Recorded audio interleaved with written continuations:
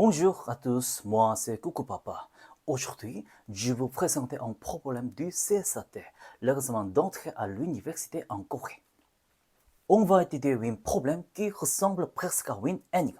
Imaginez une montagne en forme de cône. Un petit train touristique part du point A, fait le tour de la montagne et arrive au point B.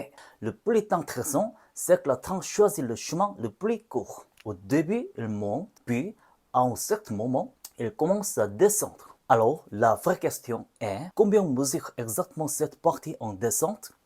Pour répondre, on va devoir regarder la montagne autrement, non pas seulement en 3 dimensions, mais aussi dans la dépliant. Pour bien comprendre, regardons la figure. D'abord, lorsqu'on développe le cône, on obtient une figure plane comme celle-ci. Mais au premier abord, on pourrait penser quelque chose de très simple. Si on va du point A au B, on monte tout le temps, non? Mais en réalité, cette idée est fausse. Appelons le sommet O et appelons ça C. Considérons un point P quelconque situé sur le segment. D'abord, imaginons le point P se déplace de A vers C. Dans ce cas, on observe que la longueur O peut diminuer progressivement. Autrement dit, la distance entre le point P et le sommet O devient de plus en plus petite. On se rapproche donc du sommet. Donc, on peut interpréter cette situation comme une montée. Maintenant, regardons ce qu'il se passe lorsque P se déplace de C vers B. Cette fois-ci, la longueur OP augmente progressivement. Autrement dit, on s'éloigne du sommet O. Cela correspond donc à une descente. Ainsi, on comprend que la trajet commence par une montée, puis devient une descente.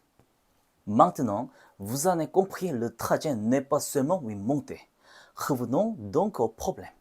Alors, regardons cette situation étape par étape. Il existe globalement 3 façons de résoudre ce problème. Dans cette explication, nous allons nous concentrer sur la méthode qui utilise la loi des cosinus. D'abord, lorsqu'on développe le cône, on obtient une figure plane comme celle-ci.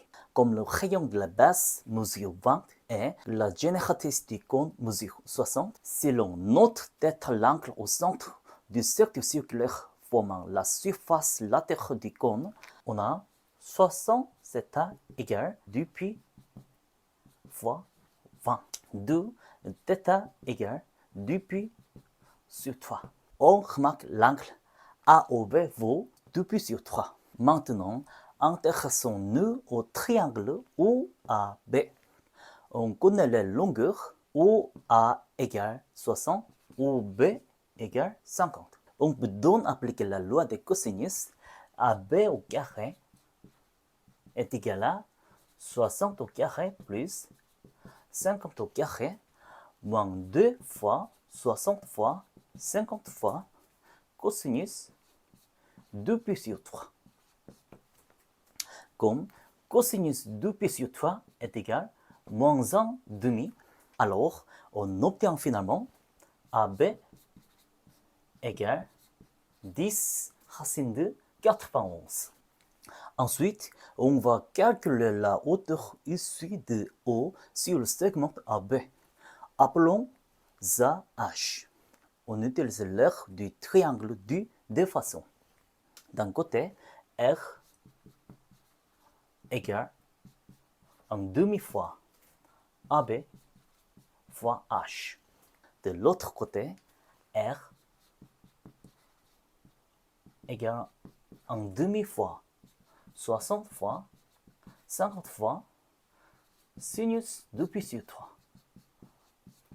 Comme sinus 2π sur 3 égale racine de 3 sur 2, on en déduit H est égal à 150 racine de 3 sur racine de 91. Maintenant, regardons le triangle rectangulaire qui permet de trouver la longueur de la descente, c'est-à-dire CB. On applique le théorème de Pythagore, CB au carré est égal à 50 au carré moins h au carré. Après simplification, on obtient CB